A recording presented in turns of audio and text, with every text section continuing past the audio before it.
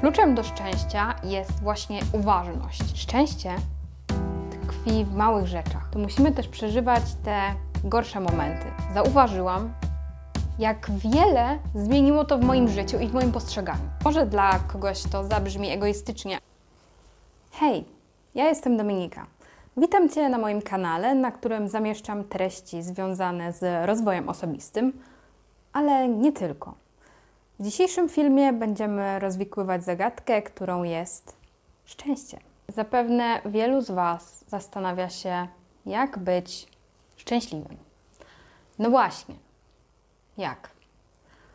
Cóż, moja droga do osiągnięcia pełni szczęścia była bardzo długa, ponieważ szczęście nie jest czymś, co jest stałe w życiu. Ponieważ życie to taka sinusoida i raz jest dobrze, raz jest źle. I żebyśmy mogli być szczęśliwi, to musimy też przeżywać te gorsze momenty. Bez tych złych chwil nie bylibyśmy w stanie docenić tych dobrych. Szczęście tkwi w małych rzeczach, najmniejszych, jakie tylko możesz sobie wyobrazić. Słuchasz ulubionej piosenki. Promienie słońca oświetlają Ci twarz. Jakaś nieznajoma osoba uśmiecha się do Ciebie bez powodu. Czy nie wywołają te rzeczy u Ciebie uśmiechu? Takiego uczucia ciepła w sercu? Pamiętam, że u Dale'a Carnegie'ego był taki cytat, który sprawił, że moje serce się roztopiło. Brzmiał on tak. Uśmiech nie jest nic wart, dopóki się go nie podaruje. No dobra, ale co to właściwie jest to całe szczęście? Definicja z słownika powszechnego jest bardzo, nazwałabym to, techniczna. Przeczytam Wam ją. Szczęście to zdobycie najwyżej cenionych społecznie dóbr i przymiotów, trwałe zadowolenie z życia połączone z pogodą ducha i optymizmem. Poznawcza ocena własnego życia jako udanego, wartościowego i sensownego. Pomyślny bilans doświadczeń życiowych. Naprawdę jest techniczna. Moim zdaniem zakłada ona, że w życiu musimy coś mieć. Oczywiście są tam wspomniane optymizm, pogoda ducha, ale pierwsza część mówi o tym, że posiadamy coś. A bycie szczęśliwym nie do końca jest związane z posiadaniem dóbr materialnych. Przedstawię teraz, czym jest szczęście według mnie. Szczęście dla mnie jest stanem, w którym odczuwam pełnię wdzięczności za moje życie. Za wszystko to, co się wydarzyło, co się wydarza w danym momencie, dzieje i za to, co wydarzy się w przyszłości. Jest to taki stan, w którym mogę skupić się na chwili obecnej i nie martwić się o to, co będzie jutro. Czasami wręcz czuję, jak się coś wydarzy, co sprawia mi radość, czuję takie motyle w brzuchu, jakbym była zakochana. Szczęście jest dla mnie stanem, w którym mam optymistyczne nastawienie do życia, ludzi i jestem w stanie skupić się na rzeczach pozytywnych. Szczęście jest też w pewien sposób takim zachowaniem równowagi w życiu pomiędzy pracą i życiem prywatnym. Odczuwam też szczęście, gdy jestem w stanie dbać o siebie, o swoje zdrowie fizyczne, psychiczne, a także gdy moja relacja samej ze sobą jest dobra, a także relacje z innymi ludźmi. Szczęście jest dla mnie również takim stanem, w którym dbam o mój rozwój osobisty, duchowy czy jakikolwiek inny, a także gdy mogę sobie wybaczyć błędy, więc to się też wiąże z tym, że mam dobrą relację sama ze sobą. I najważniejszy punkt, który właściwie powinien być na samej górze, to powiedziałabym, że dla mnie szczęście to brak narzekania. Zwłaszcza na rzeczy, na które nie mam wpływu. Zadam Ci teraz pytanie. Dlaczego wszyscy ludzie tak ślepo dążą do tego szczęścia? albo w ogóle do niego nie dążą. Może ludzie postrzegają szczęście jako taki stan, gdy nie będą musieli się niczym martwić, nie będą mieli żadnych obowiązków, będą mogli tylko leżeć na kanapie, oglądać Netflixa i właściwie to nie robić nic. Myślę, że właśnie takie postrzeganie ma większość ludzi, jeżeli chodzi o szczęście. Tak naprawdę możesz być szczęśliwy w każdej sekundzie swojego życia. Możesz osiągnąć ten cel w kilka sekund, naprawdę. Wystarczy tylko podjąć decyzję o tym, że od tego momentu jestem szczęśliwa lub szczęśliwy. Bo tylko Ty masz na to wpływ. Nikt inny wokół, żadna rzecz, żaden inny człowiek nie sprawi, że będziesz szczęśliwy, dopóki Ty sam nie podejmiesz decyzji, że jesteś szczęśliwy. Większość ludzi myśli, że określona lub nieokreślona suma pieniędzy da im szczęście. Czy naprawdę tak jest? Nie.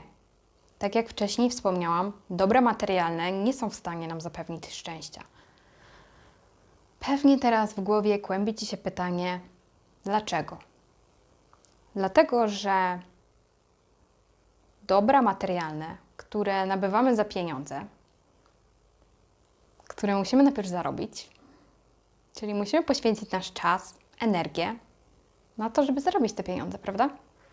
Potem je wydajemy, czyli tracimy coś w pewien sposób. Najpierw tracimy energię na to, żeby dostać pieniądze, potem tracimy pieniądze na to, żeby dostać tą rzecz. Nasz bilans zysków i strat wychodzi na 0. Także moim zdaniem dobra materialne, pieniądze nie dadzą nam szczęścia. Nawet jeżeli ktoś tak myśli, to pamiętam, że czytałam kiedyś taki artykuł, że ludzie, którzy wygrali 1 000 000 czy 500 000 w totolotka, dzielą się na 2 kategorie. Pierwsza kategoria, ludzie, którzy od razu wypłacają pieniądze, i druga, ci, którzy czekają. I teraz pytanie. Co różni te 2 kategorie osób, które wygrały w totolotkę? Pierwsza grupa osób to ludzie, którzy wypłacają pieniądze od razu i tak naprawdę nie umieją kompletnie nimi zarządzać, wydają je od razu, no i znowu są biedni lub może ładniej byłoby powiedzieć i znów wracają do stanu bazowego. Natomiast co robi druga grupa ludzi? Oni czekają, aż nabędą odpowiednią wiedzę i umiejętności do tego, żeby nauczyć się zarządzać tymi pieniędzmi. I to właśnie sprawia, że oni pozostają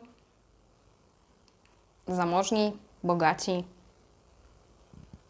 przez dłuższy okres czasu, porównując do tych pierwszych. Ale nie każdy człowiek myśli tak samo. Właściwie nic nie zaryzykuje, mówiąc, że każdy z nas myśli inaczej. Każdy ma inne podejście do zarządzania pieniędzmi, zarządzania sobą, zarządzania zadaniami, więc nie ma jednego standardowego schematu, jednej rzeczy, która nam zapewni szczęście. Wszystkim. Więc teoretycznie rzecz biorąc, nie ma jednej rzeczy, która nam wszystkim zapewni szczęście. Ale ponieważ mój kanał skupia się na konkretnych metodach, radach, schematach, to stwierdziłam, że podzielę się tym, co w moim życiu, ale również w życiu innych osób, od których się tego nauczyłam, sprawiło mi szczęście. Lub im. Podzieliłam te różne metody na 3 grupy. Pierwsza grupa to zdrowie psychiczne i fizyczne. Druga grupa to czas, takiej autorefleksji, czas spędzony w samotności. I trzecia grupa to relacje międzyludzkie. Grupa numer 1. Zdrowie fizyczne i psychiczne. Jak pewnie wiecie, wszystko zaczyna się od naszego wnętrza. Zarówno tego wnętrza, jak i tego, co jest tutaj. Dlatego zadbanie o podstawę, czyli o to, co jemy, o to, co robimy w ciągu dnia i o to, czym karmimy nasz mózg, sprawi, że będziemy trochę inaczej patrzeć na życie, będziemy się lepiej czuć, bo jednak bez dobrej podstawy, bez dobrych fundamentów nie będziemy w stanie niczego zbudować. A nawet jeśli, to rozpadnie się to przy pierwszym kryzysie. Po pierwsze, mów do siebie pozytywnie. Samoakceptacja i miłość do siebie jest kluczem do tego, aby w ogóle rozpocząć proces dążenia do osiągnięcia szczęścia i spełnienia. W jaki sposób możesz to robić? Cóż, ja pamiętam, że rozpoczynałam tę drogę już 2 albo 3 lata temu i było to tak, że starałam się każdego dnia rano przywitać jakby samą siebie słowami dzień dobry, to będzie wspaniały dzień. Natomiast gdy szłam spać wieczorem, mówiłam sobie dobranoc, kocham Cię. Były to moje pierwsze kroki i czuję ciarki, jak o tym mówię.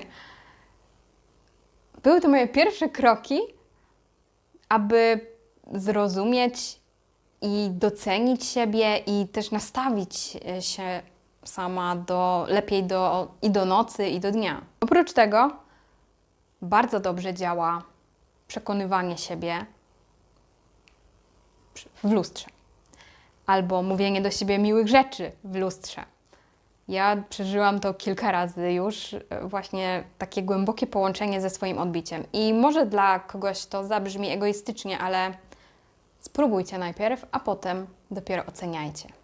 Coś, co zmieniło moje życie i może to jest takie trochę niezbyt dobrze postrzegane, ale przekonałam siebie samą poprzez różne sytuacje, że ja jestem dla siebie najlepszym partnerem w życiu. I nieważne, czy będę w związku, czy nie będę w związku, czy będę na przykład sama w mieszkaniu, czy sama na jakimś wyjeździe, zawsze mam przy sobie osobę, która będzie dbała o mnie jak najlepiej, czyli mnie. Druga podstawa w tym punkcie, w tej grupie, to zdrowy tryb życia i aktywny. Chodzi głównie o dietę, ponieważ to, co dostarczamy do naszego organizmu, daje nam energię i poprawia nasze samopoczucie. Albo sprawia, że nam się chce coś zrobić, albo nie chce, w zależności od tego, co jemy. Wiadomo, że w diecie ważne jest również nawodnienie, jednak człowiek składa się w 70% albo nawet i więcej z wody, więc jest to kluczowe do tego, aby zachować odżywienie wszystkich naszych organów, skóry i całego naszego ciała. I druga część tego zdrowego trybu życia, czyli aktywność fizyczna.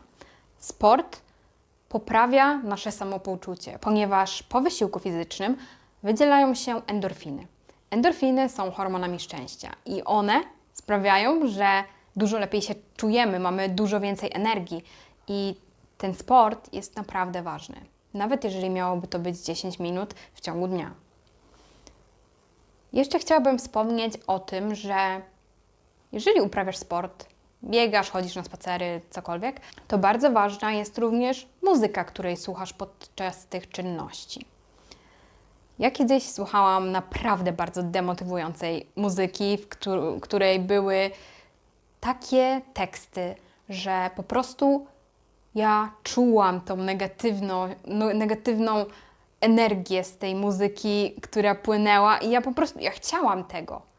Ja byłam bardzo skrajną pesymistką w przeszłości i jak ktoś mi śpiewał o tym, że został zdradzony, że ma złamane serce, to ja czułam dokładnie to samo. A później w moim życiu to wszystko się działo.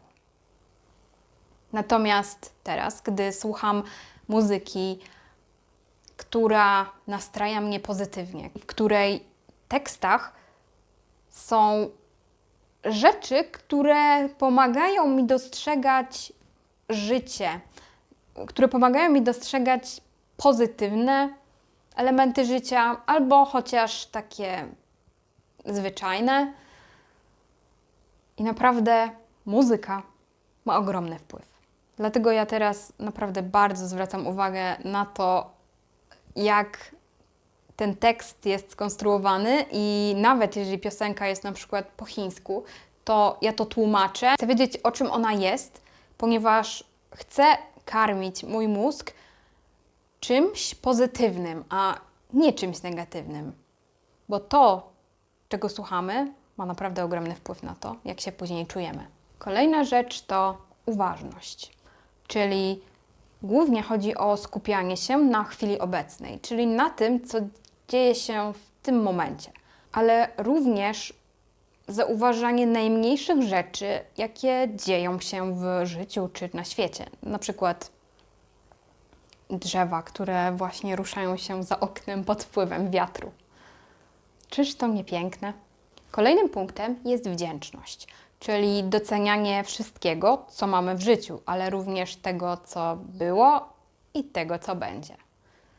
Wdzięczność również bardzo mocno zmieniła moje życie, bo przechodząc przez aplikację, której używam do zapisywania rzeczy, za które jestem wdzięczna, można zobaczyć, że jestem wdzięczna za sen, za to, że się obudziłam, za to, że zjadłam coś, za wszystkich moich bliskich, za to, że mogłam iść na zakupy, za to, że mogłam się wykąpać, za to, że osiągnęłam jakiś sukces w życiu. No, to jest akurat naturalne, ale jest tyle rzeczy, za które możemy być wdzięczni,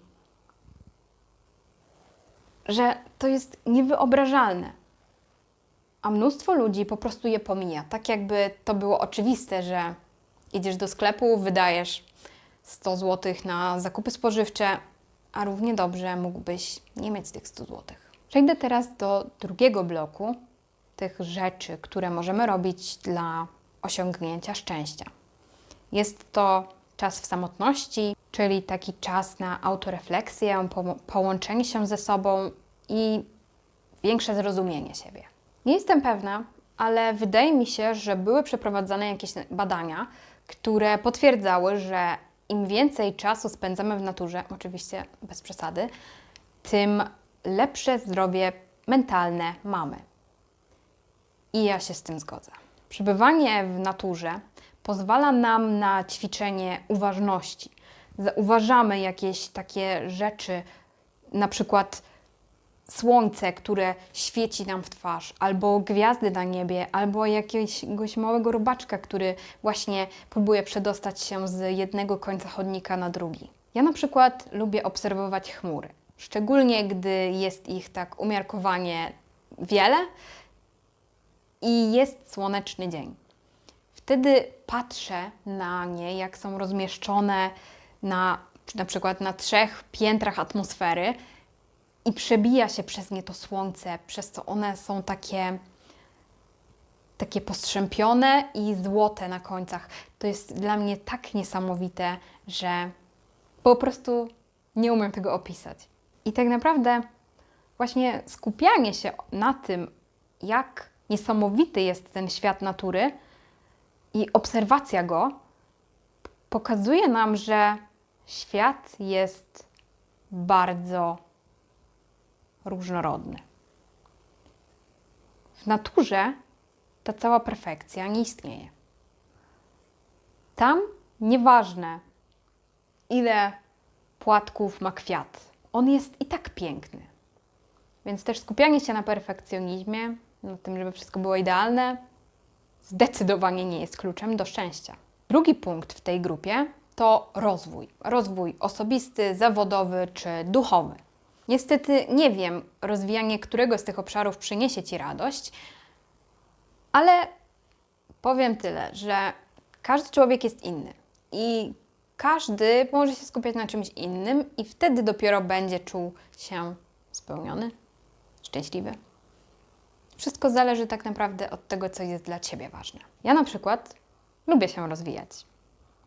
Dlatego też mam taki kanał, bo moje życie składa się z wielu projektów. I teraz przytoczę kilka z nich. Może niekoniecznie są to projekty, ale jakieś rzeczy, które robię. Pierwsza rzecz to ustalenie priorytetów, czyli rzeczy, które są dla nas ważne, naszych wartości i najlepiej uszeregować je w kolejności jeden to najważniejszy, a któryś tam z kolei najmniej ważny. Na przykład dla mnie pierwszy punkt to zdrowie. Moje, ale także moich bliskich. Druga rzecz to już będzie taki typowy projekt. Zaczęłam jakiś czas temu wertować internet w poszukiwaniu jakichś sposobów na to, jak polepszyć swoje życie. Takie moje hobby. I trafiłam na coś, co nazywało się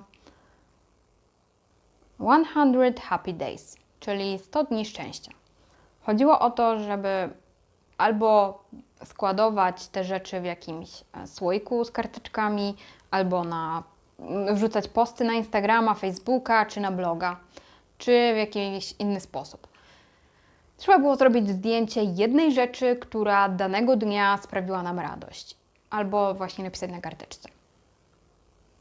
Ale ja musiałam zrobić po swojemu, więc każdego dnia przez te 100 dni robiłam zdjęcia rzeczy, które sprawiły mi radość. Na przykład jakiś posiłek, czy spacer, czy jakaś osoba. I później w tym poście opisywałam cały ten mój dzień. To znaczy opisywałam te rzeczy, które właśnie się wtedy wydarzyły.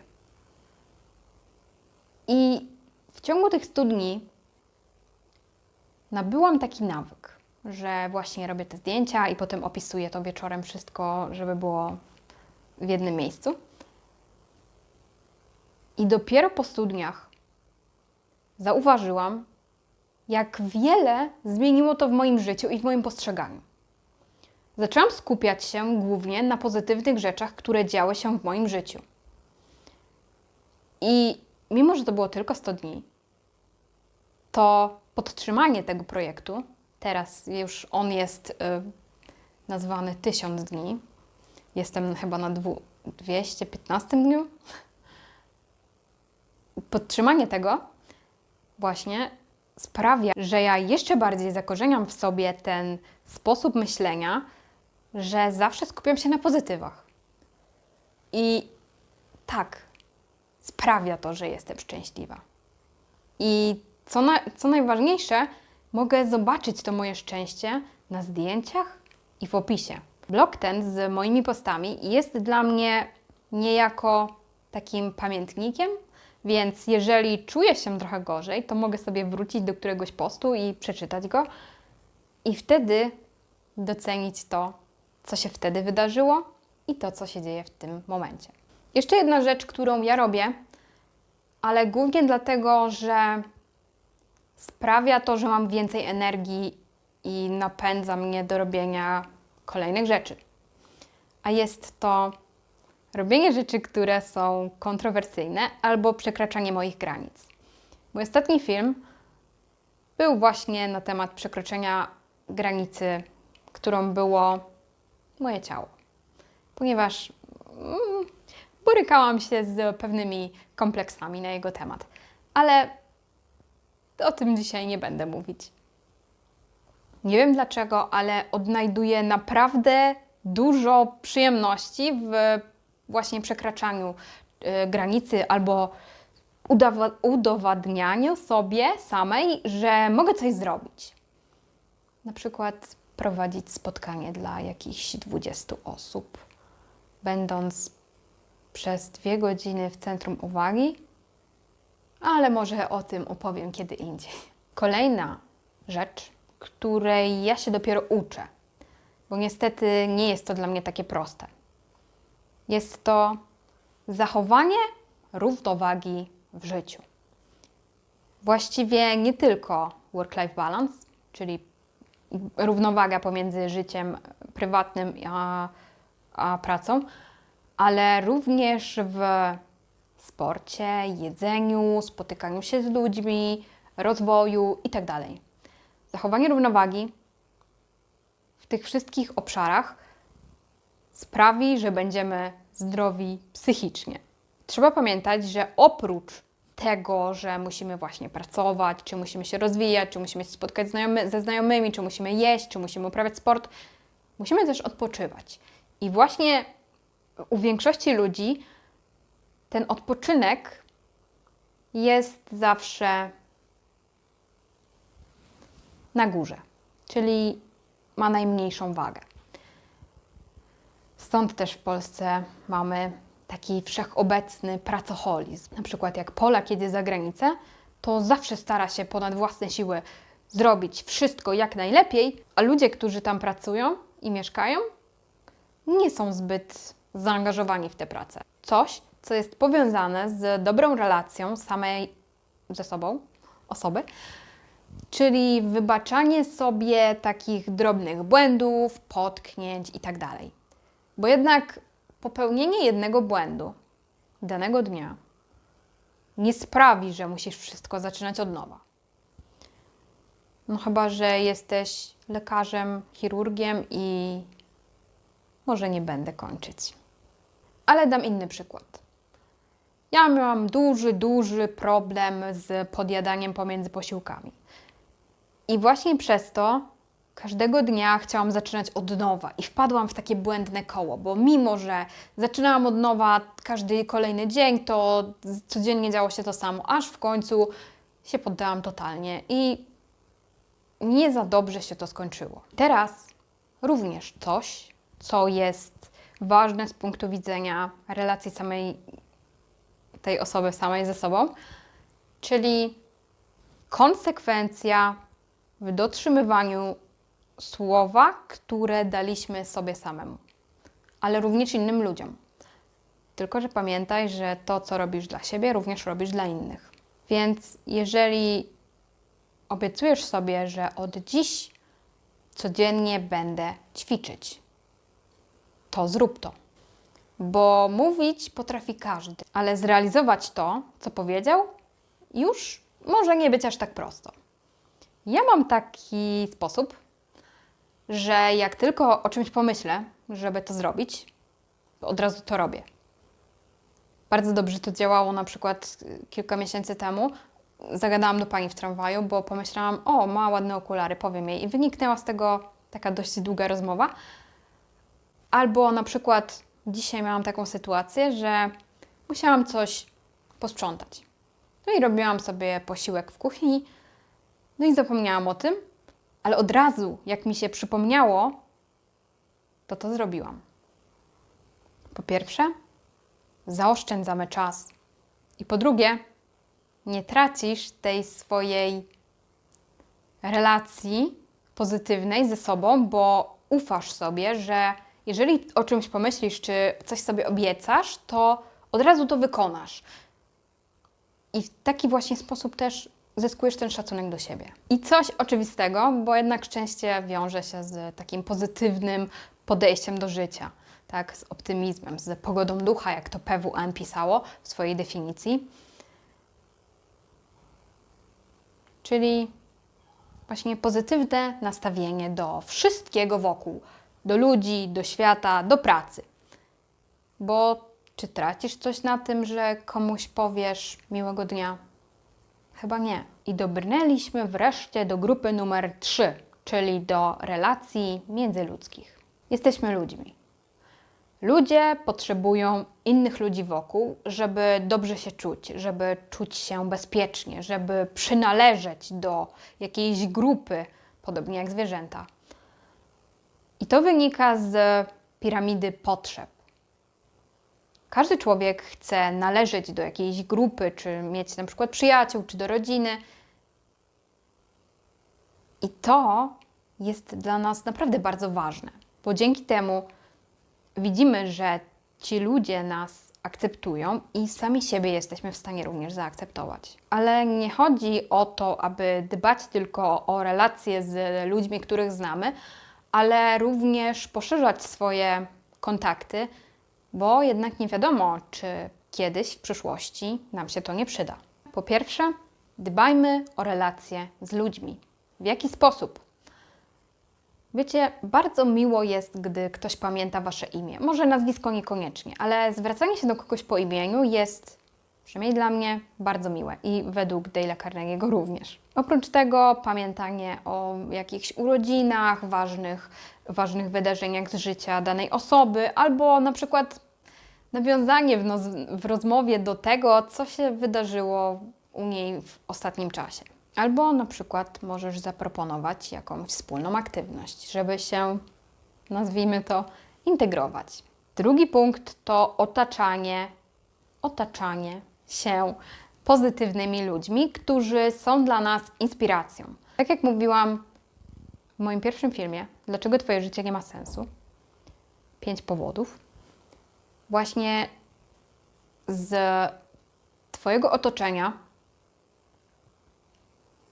Twoje otoczenie ma ogromny wpływ na to, jak wygląda Twoje życie, na to, jak się czujesz. Chyba było tam przedstawiona taka teoria, że 5 osób, którymi się otaczasz, ma największy wpływ na Twoje życie. I to są osoby, z którymi rozmawiasz na żywo, z którymi pracujesz, z którymi spędzasz czas w domu, czy z którymi piszesz. Jeżeli jakaś osoba nie sprawia, że czujesz się dobrze, to po co Ci ona w życiu, skoro je tak naprawdę psuje? Trzecia rzecz w tej grupie, pomaganie innym, czyli szeroko rozumiany altruizm lub działalność dobroczynna. Mówi się, że ludzie, którzy pomagają innym, dłużej żyją. I chociaż nie zostało to potwierdzone żadnymi badaniami, to ja się z tym zgodzę. Ja sama działam w organizacji non-profit i dzięki temu mogę się rozwijać w obszarze public speaking, czyli przemawiania publicznego, ale również mogę poprzez dawanie informacji zwrotnej innym, mogę im pomagać w tym rozwoju. I mnie osobiście to naprawdę bardzo napędza do działania. No i teraz, dlaczego w ogóle ta cała działalność dobroczynna daje nam takiego energetycznego kopa, powiedzmy? Albo może warto powiedzieć inaczej, czyli dlaczego ludzie żyją dłużej? Ci, którzy pomagają. A więc wydzielają się endorfiny. Jak już wiemy ze wcześniejszej mojej wypowiedzi, endorfiny to hormony szczęścia. Hormony szczęścia zmniejszają stres, a więc jest to coś, co wpływa pozytywnie na nasz cały organizm. I przez to właśnie, że nasz stres się obniża, to dlatego czujemy się lepiej i możemy żyć dłużej. Po drugie, te nasze działania, czyli gdy pomagamy komuś, mają bardzo pozytywny wpływ na nas. Po prostu ten fakt, że mamy pozytywny wpływ na czyjeś życie, sprawia, że po prostu czujemy się dobrze. Ja sobie kiedyś układałam w głowie taką afirmację, żeby właśnie polepszyć te moje relacje z innymi, ale też, żeby moje nastawienie się zmieniło. Bo kiedyś po prostu szłam do pracy i jestem w pracy, robię pracę i tyle. Nie zależało mi za bardzo na tym, żeby poznawać tych ludzi i tak dalej. Ale to się zmieniło jakiś rok temu. Więc, jak brzmiała moja afirmacja? Jestem człowiekiem, który zmienia życie innych na lepsze. Jestem promyczkiem, który rozświetla ich dzień. Tak, wiem, trochę takie zdrobniałe, ale ja po prostu lubię takie czułe słowa skierować w swoją stronę, ale to tylko kwestia gustu. Ty tak nie musisz. Kolejna korzyść, jaką mamy z tej całej działalności dobroczynnej, to rozwijanie w sobie empatii. Empatia, jak sobie gdzieś tam sprawdzicie definicję, to będzie, że to jest współodczuwanie. A tak naprawdę jest to umiejętność współczucia innym, wczucia się w ich sytuację i próba zrozumienia, dlaczego postępują właśnie w ten sposób. I to jest bardzo cenna umiejętność w życiu. Dzięki temu, że stajesz się przykładem dla innych, to Twoja pewność siebie rośnie. I to też jest korzyść właśnie z tego altruizmu. I ostatnia rzecz, którą możesz zyskać pomagając innym, to wartościowe znajomości, które mogą Cię nauczyć czegoś cennego. Jest to w pewnym sensie wymiana korzyści. Na przykład Ty pomożesz jakiejś osobie na wózku, a ona porozmawia z Tobą o czymś, co jest dla Ciebie ważne, ale Twoi bliscy nie są w stanie z Tobą o tym porozmawiać. Albo może podzieli się z Tobą jakimiś mądrościami życiowymi, tak jak ja. Życie jest proste. Bycie szczęśliwym jest proste. Po co sobie w ogóle to wszystko utrudniać? Głównie chodzi o to, aby skupić się na tu i teraz, żeby być wdzięcznym za to, co mamy i aby żyć w tym konkretnym momencie swojego życia. Kluczem do szczęścia jest właśnie uważność, czyli skupianie się na tym wietrze za oknem, albo na tym, jak się w danym momencie czujemy, albo na smaku ulubionej potrawy, a nie dobra materialne. Każdy oddech daje nam kilka sekund życia więcej, więc wykorzystajmy ten czas najlepiej, jak potrafimy, bo już nigdy go nie odzyskamy.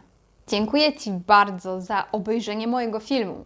Mam nadzieję, że znajdziesz tutaj dla siebie coś wartościowego i mam nadzieję, że uda Ci się chociaż przez chwilę poczuć szczęście i wdzięczność może za ten film. Rzucam Ci wyzwanie. Wypróbuj przez co najmniej 30 dni jedną z metod, które Ci podałam. Zamieszczam je również w opisie do tego filmu. I wtedy daj mi znać, czy chociaż przez chwilę udało Ci się poczuć, że jesteś szczęśliwy, szczęśliwa. Jeżeli Ci się nie udało, to również daj mi znać w komentarzu. Możesz mi też napisać, co sprawiło ostatnio, że poczułeś szczęście, ale takie prawdziwe, głębokie. Nie takie, okej, dostałam wypłatę. I tyle. Jeżeli podobał Ci się ten film, to proszę o łapki w górę. Łapki w górę sprawiają, że zasięg filmu jest większy, więc w ten sposób mogę dotrzeć do innych osób, które może uda mi się uszczęśliwić albo moim uśmiechem, albo może moimi słowami, którymi się właśnie tutaj podzieliłam z Wami. Jeżeli chcesz, możesz mnie zasubskrybować i kliknąć dzwoneczek, aby dostawać powiadomienia o nowych filmach. Mam nadzieję, że tym razem będą one wrzucane bardziej regularnie. Niestety ostatnie wydarzenia i także letnia pora roku wybiła mnie kompletnie z rytmu w tej twórczości YouTube'owej i nie byłam w stanie się skupić na tym, ale teraz już jestem z dość mocnym tematem i mam nadzieję, że tak już pozostanie. Dziękuję, życzę Ci miłego dnia, wieczoru, pracy, dnia w szkole i widzimy się, mam nadzieję, w następnym filmie. Cześć!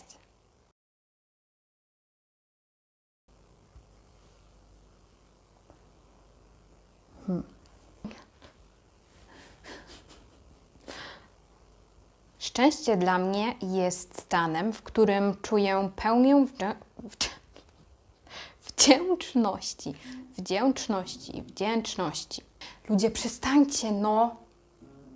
Ja pier... Dlaczego zawsze? W piątek. Piątek jest. Nie wiem, co to za dźwięk, ale mam nadzieję, że przestaną. Ten film chyba powinien być bardziej kolorowy czy coś, bo tak stoję na tle białej ściany, pada na mnie takie białe światło, nie ma tutaj żadnej radości, ale może mój uśmiech wystarczy. Przestańcie już, jedźcie na górę i spadajcie. Dobra, Kat, nie. Wytnij to, wytnij. Każdy człowiek jest inny i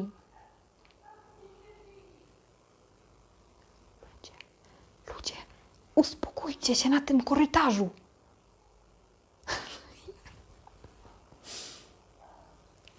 Czy to mi sprawia radość?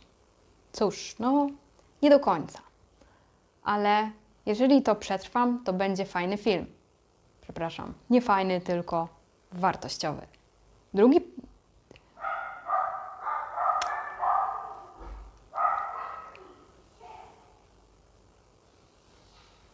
Ciekawe, czy jak pies szczeka i mówisz do niego zamknij się, tak jak właśnie dziewczyna zrobiła, to czy on to rozumie? Bo z tego co wiem, to psy chyba nie słyszą albo nie rozumieją tej mowy ludzkiej. No cóż, okej. Jeszcze raz. Jeszcze raz! Nie podoba mi się ta kwestia, ale mnie bolą kolana, o Boże. Jezu, od stania to jest najgorzej. Przeciążone nogi to jest najgorszy ból. Znaczy, to nie jest taki ból, ale to jest taki dyskomfort przez cały dzień. A jak stoisz w jednym miejscu, to jest już w ogóle jest tragedia. Ale dobrze. Jak się za dużo biega, to potem się zdrowieje 2 tygodnie.